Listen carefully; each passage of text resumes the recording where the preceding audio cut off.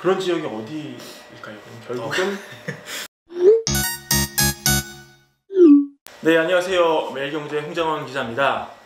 오늘 빌딩과 사랑에 빠진 남자, 빌딩을 사랑하는 남자, 빌딩을 사주는 남자, 빌딩을 사고 파는 남자, 빌사남의 김윤수 대표님 모셨습니다. 인사 한번 해주시죠. 네. 안녕하세요. 저는 빌사남의 김윤수 대표입니다. 반갑습니다. 네, 반갑습니다. 오늘 바쁘신 와중에 좀 어렵게 모셨는데, 이 보시는 시청자분들이 이번 인터뷰를 통해서 이 꼬마 빌딩 사는 것에 대해서 안내 인사이트를 얻고 가셨으면 좋겠습니다. 먼저 대표님, 이 시국인 만큼 요새 분위기를 좀 얘기를 안 하고 갈 수가 없을 것 같아요. 요새 이제 코로나 사태 이후로 또 강남 아파트 시장에서는 급매물도 많이 나오고요. 그리고 또 주식 시장도 많이 좀 떨어지고. 그러면 이 대표님 전문이신 빌딩 시장도 어느 정도 영향은 받지 않을 수 없을 것 같아요. 좀 어떤가요, 분위기가? 근데 저는 이제 현업에 있다 보니까 뭐 문의가 확 줄거나 그런 것 같진 않아요. 그리고 거래도 막 확 줄거나 그런 것 같지도 않고, 아직 그 시기가 그렇게 오래되진 않아서 아직까지는 좀 영향이 지금 없는데, 아마 하반기 정도 가서는 그래도 조금 영향을 받을 것 같습니다. 보통 하반기에 되면은 그럼 좀 어떤 영향을 받게 될까요? 급매물이 몇 개 나올까요?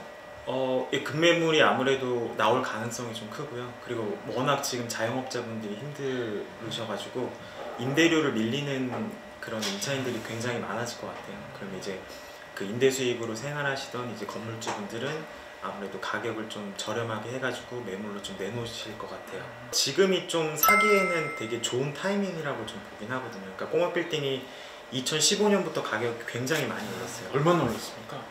그래도 매년 평균적으로 봤을 때 뭐 강남구 같은 경우에는 매년 거의 뭐 10% 가까이 올랐어요. 10%나요? 네네. 와, 그게 꽤 규모가 몇십억짜리인데 10%만 해도 몇 억이잖아요. 그쵸. 그래서 가격이 굉장히 많이 올랐었어요. 근데 오히려 올해나 이제 내년 같은 경우에는 최근 뭐 3년 이내보다는 훨씬 매입하기 굉장히 좀 좋은 시기라고 보고 있거든요. 그러면 올해 하반기에 강남 쪽은 금매물이 나오기 힘들까요? 그래도 나오긴 할 거예요.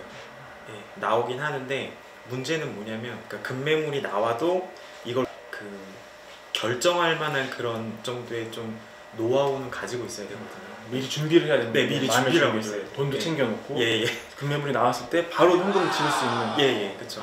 그러니까 급매물은 진짜 하루아침에도 없어지거든요. 그러면 요새 매각해달라고 나오는 매물들, 그리고 기존에 접수된 매물들은 이 투자금 대비 수익률이라고 하죠, 보통. 보통 몇 퍼센트 정도를 보면 될까요? 지금 원래는 강남구를 예로 들면 요구 수익률이 한 3% 정도대가 매각이 됐어요.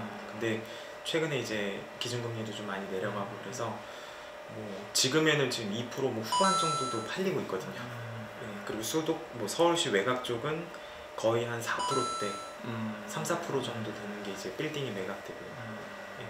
근데 저는 이제 앞으로 어떻게 보냐면, 올해는 좀 다른 해랑 좀 틀리게 좀 되게 신중하게 결정해야 돼요. 왜요? 황금성이 확 더 많이 차이 날 거예요. 지역에 따라서요? 네, 지역에 따라. 지금은 이제 뭐 수익률만 보고 투자하는 건 좀 아닌 것 같고, 황금성이 일단 높은 지역에 투자를 해야지 제일 안전하다고 보거든요. 그런 지역이 어디일까요? 그럼 결국은 일단은 잘 팔리는 지역이 뭐 강남구는 당연히 잘 팔리고요. 그리고 뭐 서초구나 송파구, 그리고 뭐 마포구, 서교동이, 그러니까 동별로도 차이가 많이 나요. 뭐 예를 들어서 강남구라고 치면은 그 역삼동이랑 뭐 도곡동이랑도 거래량이 굉장히 많이 차이 나거든요. 어디가 더 많이? 역삼동이 훨씬 많이 되죠. 업무지구 쪽이니까요. 역삼동이 제일 많아요, 거래 건수가. 도곡동은 뭐 아파트는 굉장히 좋잖아요. 근데 빌딩은 투자 가치는 좀 많이 떨어지거든요. 그렇군요. 개포동도 그렇고. 동별로도 차이가 많이 나서 이런 데이터를 좀 관심 있게 보실 필요가 있을 것 같아요. 어디서 데이터를 봐야 될까요, 일반인들은? 일단 국토교통부에 오픈되어 있는 자료들도 있고, 아니면은 저희 뭐 홍보도 되나요? 저희 블로그에 오시면은 저희가 그 통계 자료를 만들었어요. 그 실거래가 신고된 거 가지고. 그래서 그거별로 동별로 좀 매각된 건수를 확인해 보시면 좋을 것 같아요. 좋은 건물을 알라면 일단은 팔린 걸 많이 봐야 돼요. 그러니까 올해 팔린 거. 제가 만약에 30억대 강남구에 건물을 찾는다고 하면 올해 30억대 건물 팔린 걸 가서 봐야 돼요. 가서 보면은 아 30억짜리가 저렇게 생겼구나. 아 저런 건물이 30억짜리구나. 이렇게 좀 이해를 할 수 있거든요. 얼마나 리모델링에서 돈을 들이면 네. 조금 그 임대료를 좀 얼마나 더 올려받을 수 있는지. 일단은 리모델링을 하려면 연면적이 좀 커야 돼요. 그러니까 건물의 면적이 커야 돼요. 당장 수익률 안 나와요. 그래서 면적이 좀 크면은, 그리고 이제 제일 중요한 게 이 투자로 돈을 벌려면 예상 임대를 잘 구성할 줄 알아야 돼요. 그러니까 지금 뭐 예를 들어서 사무실 뭐 25평짜리가 뭐 보증금 얼마고 월세 얼마인지 주변 시세를 좀 조사를 해봐야 돼요. 저는 빌딩 투자할 때 가장 중요한 게 현재 모습이 아니라 나중에 팔 때 모습이라고 얘기하거든요. 아, 빌딩 투자의 가장 중요한 게 현재 모습이 아니라 네, 미래 모습. 그쵸. 네. 그러니까 어찌됐든 다 팔 때 시세 차익이 나요. 임대료는 솔직히 크진 않거든요. 거의 이자 감당하는 수준이어서 그래. 대부분 다 팔 때 수익이 나서 제일 중요한 게임은 팔 때거든요. 네. 그래서 항상 그런 거 투자할 때는 연면적이 크고 예상 임대를 짰을 때 뭔가 리모델링 투자 비용을 감안하고 수익률이 몇 프로 나오는지 이런 예상 수익을 잘 짜봐야 돼요. 리모델링에서 중요한 게 요즘 트렌드에 맞게 해야 돼요. 좀 젊은 사람들이 좋아할 만한, 막 무슨 색깔을 넣는다거나 엄청 복잡하게 하면 임차인이 또 안 들어오거든요. 아, 그래요? 네. 아, 저는 그게 더 좋을 거라고 생각했는데 지금 언뜻 그게 아니군요. 이게 약간 자동차 튜닝이랑 똑같아요. 그러니까 너무 개성이 들어가면 오히려 더 안 좋아요. 중고차 팔 때 안 예, 팔리잖아요. 그런 네네. 거는. 근데 이제 누구나 좋아하는 튜닝 같은 경우에는 값어치를 하잖아요. 그래서 리모델링도 좀 요즘 트렌드에 맞게 해야 되고, 너무 자기 취향이 강하게 들어가는 맞아요. 리모델링은 많이 투자하면 오히려 많이 났어요.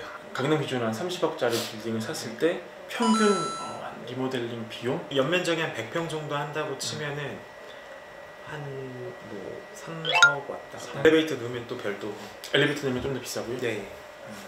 그러면 이렇게 좀 노후화된 건물을 사가지고 잘 리모델링해서 네. 한두 분 얘기 좀 소개시켜 주세요.